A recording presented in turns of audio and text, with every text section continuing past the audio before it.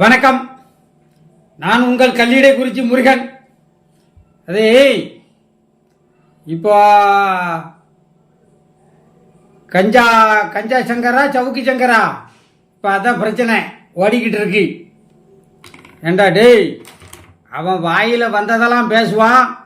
காவல்துறையை பற்றி எவ்வளவு கேவலமாக பேசணுமோ பேசுவான். பெண் காவலர்களையும் அதிகாரிகளையும் இணைச்சி பேசுவான். ரொம்ப அவதூறாக பேசுவான், அசிங்கமாக பேசுவான், அருவருக்கத்தக்க உறவு கொண்டு பேசுவான். அவள் அழகா இருக்கானா அவன் கூட போயிடுவா, இவன் அழகா இருந்தானா இவன் கூட போயிடுவா. பதவி உயர்வுக்காக தான் இவங்கெல்லாம் ஒருத்தன் போகிறது அப்படின்னு எவ்வளவு கீழ்த்தரமாக உன் வீடியோவை முழுமையாக பார்த்தேன். எவ்வளவு கீழ்த்தரமாக நீ இந்த காவலர்களை விமர்சனம் செஞ்சிருக்க தெரியுமா? உன் குடும்பத்தில் காவலர்கள் இருக்காங்களா? காவலர்கள் பணி எவ்வளவு பெரிய மன அழுத்தம் நிறைஞ்ச பணி. சும்மாவே காவலர்கள் அவன் கொதிச்சு போய் கிடக்கான்.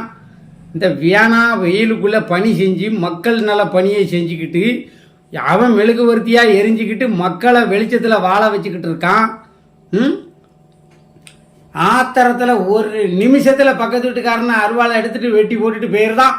மொத்த ஊரே ரணகலப்பட்டுருது. அங்கே காவல்துறை ராவும் பவலும் வேனோட போய் துப்பாக்கியோட லத்திகம்போட போய் ஒரு மாத கணக்கில் காத்து கிடக்கான் தெருவில்.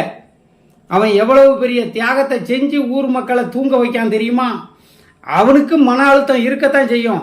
அப்பேற்பட்ட மன அழுத்தம் உள்ள ஒரு வேலை, ஒரு துறை, அந்த துறை அங்கே தப்பு நடக்கும், அது வேற விஷயம்.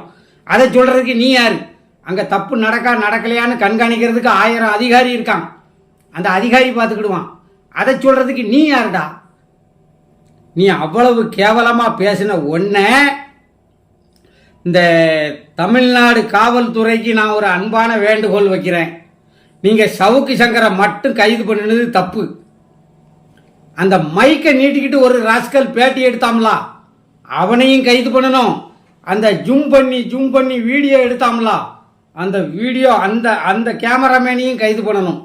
3 பேரை கைது பண்ணணும்.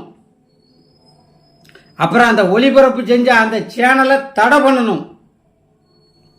என்ன இன்னைக்கு பார்க்க ஒரு சில தலைவர்கள் ட்விட்டர், அதாவது சிங்கத்தோடு இருந்தவர்களும் சிங்கம் போல் இருப்பார்கள் என்று தமிழக மக்கள் நம்பி முட்டாளாக இல்லாமல் புத்திசாலியாக உங்களிடமிருந்து பிரிந்து வந்து விட்டார்கள். நீங்க சிங்கத்தோடு இருந்தீங்க, நீங்களும் சிங்கம் போல தான் அப்படின்னு ஒரு பிம்பம் இருந்துச்சு. நீங்க டம்மி பீஸ்ன்னு எல்லாருக்கும் தெரியும். ஆனா ஒரு பிம்பம் கட்டமைக்கப்பட்டது, நீங்கள் சிங்கத்தோடு இருந்தவர்கள், நீங்களும் சிங்கம் போல தான் அப்படின்னு. அது தெரிஞ்சுதான் உங்களுக்கு கர்நாடகத்தில் கொண்டு போய் ஆப்பு வச்சுட்டான்னு நினைக்க இன்னைக்கு தான் தெரியுது எனக்கு. உங்களையெல்லாம் சிங்கப்பெண்ணோடு இருந்த சிங்கப்பெண்ணுன்னு மாற்று அப்படின்னு நினைச்சவங்கெல்லாம் முட்டாப்பயலாக ஆகிட்டான். ஏன்னா நீங்கள் எல்லாரையும் முட்டாளாக ஆக்கிட்டீங்க. கேவலம் சவுக்கு சங்கருக்கு கைதுக்கு கண்டனம் தெரிவிச்சுத்தான் திமுக அரசாங்கத்தை நீங்கள் எதிர்க்கணுமா? உங்களுக்கு திமுக அரசாங்கத்தை எதிர்க்கிறதுக்கு இந்த 3 ஆண்டு காலமாக உங்களுக்கு ஒரு பிரச்சனையும் தெரியலையா, கிடைக்கலையா? ஒரு விஷயம் கூட மக்கள் விரோத செயல் உங்கள் கண்ணுக்கு தெரியலையா? சவுக்கு சங்கர கைதான உடனே இந்த ராயபுரம் ஜெயக்குமார், சின்னம்மா இன்னைக்கு ட்விட்டரில் பதிவு போட்டிருக்காங்க. அவர் பெரிய பத்திரிகை மேதை. அந்த லார்டு லபக்குதாசை கைது பண்ணினதுக்கு உங்களையெல்லாம் செல்லா காசை ஆக்கி நாள் என்னாச்சு? இன்னும் இந்த வரக்கூடிய பாராளுமன்ற தேர்தல் முடிவு உங்க எல்லாருக்கும் ஒரு பாடம் கற்பிக்காமல் போகாது. எந்த கட்சிக்காரனா இருந்தாலும் சரி, சும்மா இந்த மேலோட்டமா பசப்பு வார்த்தை பேசிக்கிட்டு கண்டனம் இல்லை, அது தவறுதான், அது தவறு இல்லை. சந்தர்ப்பவாத அரசியல் தமிழகத்தில் எவன் செய்தாலும் சரி அழித்து ஒழிக்கப்படுவீர்கள் என்பதை ஞாபகத்தில் வைத்துக் கொள்ளுங்கள். பிரபாகரன் வழி வந்தவனின் இரத்த கொதிப்பில் பேசுகிறேன். இது மிகப்பெரிய தவறு நீங்க செய்தது. சவுக்கு சங்கருக்கு வக்காலத்து வாங்கினா அதிலிருந்து உங்களுடைய புத்தி என்னன்னு தெரிஞ்சுக்கிடுது.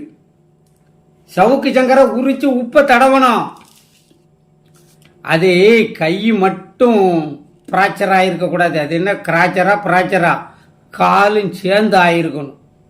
கைக்கு கெட்டு போட்டது போல காலுக்கும் கெட்டு போட்டிருக்கணும். நான் தமிழ்நாடு அரசாங்கத்துக்கோ அந்த காவல்துறைக்கோ வேண்டுகோள் வைக்கிறது இதான். காவல்துறையை பற்றி தவறான கொச்சை வார்த்தைகளால் எவன் விமர்சனம் செய்கிறானோ அவனை இறைவனாக இருந்தாலும் பிடித்து இழுத்து வந்து லத்தியால சாத்தணும். இல்லைன்னா மக்கள் பாதுகாப்பாக இருக்க முடியாது. காவல்துறை கொஞ்சம் கண்ணை மூடிட்டு அஜாக்கிரதையாக இருந்துச்சுன்னா அங்கே நாடு நாசமாக போயிடுது. சட்ட ஒழுங்கு கெட்டு போச்சு, காவலர்கள் நடவடிக்கை எடுக்கவில்லை. காவலர்கள் நடவடிக்கை எடுத்தா உடனே அத்துமீறினது அத்தைய மீறினதுன்ட்டு என்னடா அரசியல் பண்ணிக்கிட்டு இருக்கிய உலகத்தில்? இருக்கிறவங்களாம் கேனப்பைய. ஒவ்வொருத்தன் கையிலையும் ஒவ்வொரு இளைஞர்கள் கையிலையும் சோசியல் மீடியா வந்துட்டு ஒவ்வொருத்தனும் மீடியாவாக மாறிக்கிட்டு இருக்கான். மாறிட்டான். உள்ளங்கைக்குள்ள உலகத்தை பார்க்கான். நீங்க திருந்துங்க அரசியல்வாதி, மற்றதெல்லாம் அப்புறம் பார்க்கலாம்.